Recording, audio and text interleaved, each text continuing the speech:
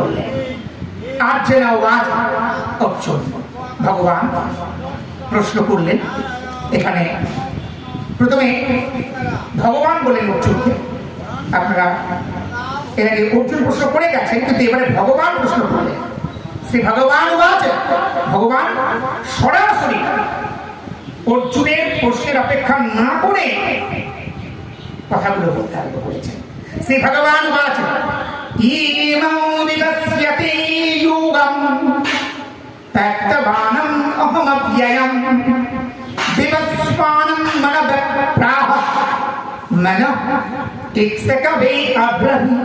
পুরস্কার বললেন। শ্রী ভগবান অর্জুনকে বললেন, তোমাকে যে অবিনাশী যোগের কথা বলছি, এই যোগ আমি প্রথম সূর্যকে দিয়েছিলাম। সূর্য কাকে দিয়েছিলেন? সূর্য তার পুত্র মনু এবং মনু তার পুত্র ইক্ষ্বাকুকে দিয়েছিলেন। এই ইক্ষ্বাকু বংশে জন্মগ্রহণ করেছিলেন শ্রীরামচন্দ্র। নিশ্চয় মনে আছে শ্রীরামচন্দ্র।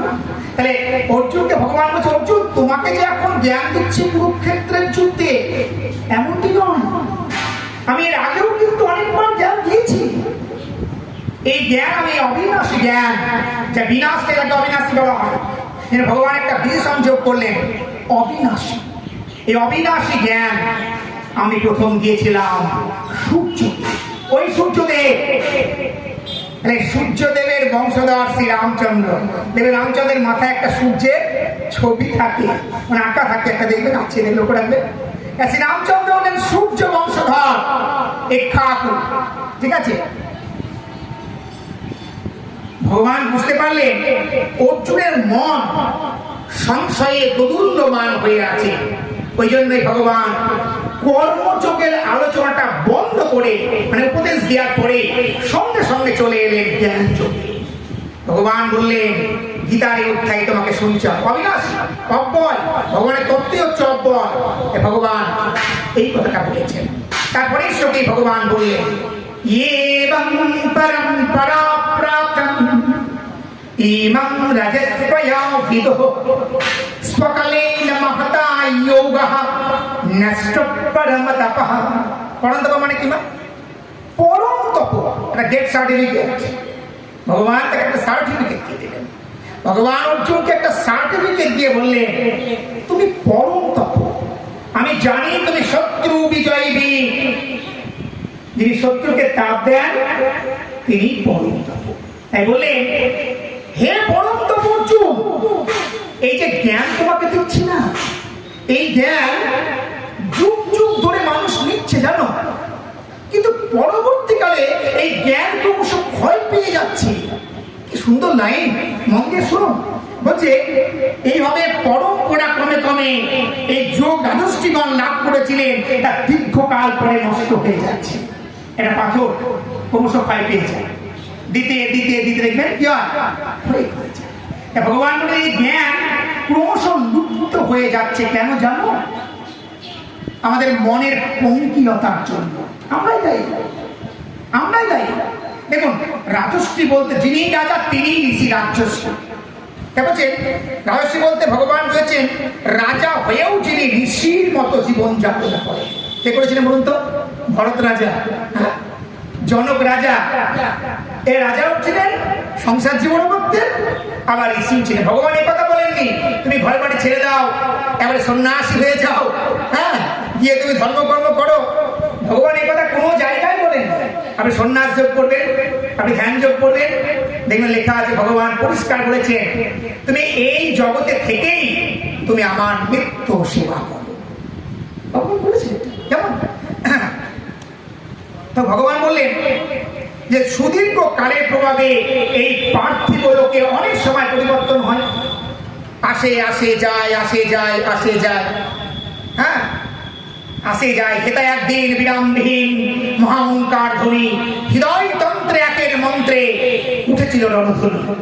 রবীন্দ্রনাথ অমনি বলেননি ভারতীয় কবিতায়, এই ওঙ্কার ধ্বনি শুধু আজকে নয়, এটা একদিন বিরামবিহীন মহা ওঙ্কার ধ্বনি, হৃদয় তন্ত্রে একের মন্ত্রে উঠেছিল রণধ্বনি। ওঙ্কার প্রণবন্ত ওঙ্কার অহস্যম ওম ব্রহ্মা বিষ্ণু মহেশ্বর, এটা আছে থাকবে শাশ্বত।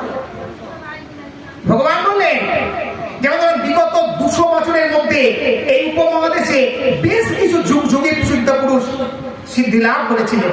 ভগবান নির্দেশিত পথ ধরে আমাদের এগিয়ে যেতে হবে। ভগবান এই জন্যই আমাদের এগিয়ে যাওয়ার কথা বললেন। এবার তারপরেই বললেন, দেখো অর্জুন, আমি জানি তুমি আমার প্রিয় ভক্ত, আমি জানি তুমি নিশ্চিত আমার প্রিয় ভক্ত, অতএব তুমি আমার কথাগুলো শোনো। কি বললে? বলেন স্বয়েবং ময়া তেতিয়া যোগপ্যক্তো পুরাতনঃ ভক্তোষমি সখা চেতি রহস্যম হেতা হ্যুত্তমম। সুন্দর লাগে। গোবিন্দ বললেন তুমি আমার প্রিয় ভক্ত, আমি জানি তুমি আমার প্রিয়। কেন? অর্জুন তো ভগবানের প্রিয়। অর্জুনকে ভগবান কিন্তু এখান থেকে নিয়েছিলেন মা। কুরুক্ষেত্রে যুদ্ধের হওয়ার আগে অর্জুনকে মনে আছে সে কথাটা, যে ভগবান বললেন যে আমি ঘুমিয়ে থাকবো, আমার সামনে যে আগে আসবে তাকে দেখে তার দিকে আমি হবো।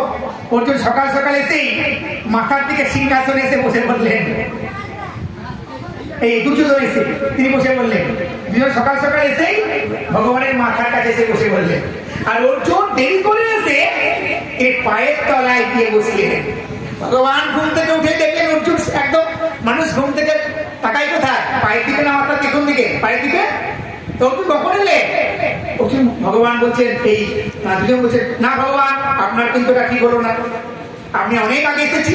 কিন্তু ভগবান বললেন, এখন কথা দিয়েছিলাম আমি ঘুম থেকে যার দিকে হবো তাকাবো, আমি তার দিকেই কিন্তু হবো। তাই ঘুম থেকে উঠে আমি এই তোমার দিকে তাকাতে পারি না, আমি তাকিয়েছি কার দিকে?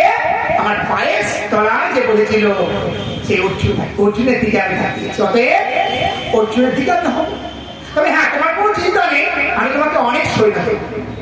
দুজন দেখবেন, বাহ ভালোই, এত বড় অর্জুন দিচ্ছে, অনেক আমাকে অনেক সেনাবাহিনী দেবে, এই 11 খৈরি সৈন্য আমাকে দেবে, অসুবিধা কোথায়? হ্যাঁ ভালোই, সন্তুষ্ট হয়ে। আর নিরস্ত ভগবানকে নিয়ে হৃদয় থেকে নিয়েছিলেন অর্জুন। তাই অর্জুনকে কখনো ভগবান ফেলতে পারে।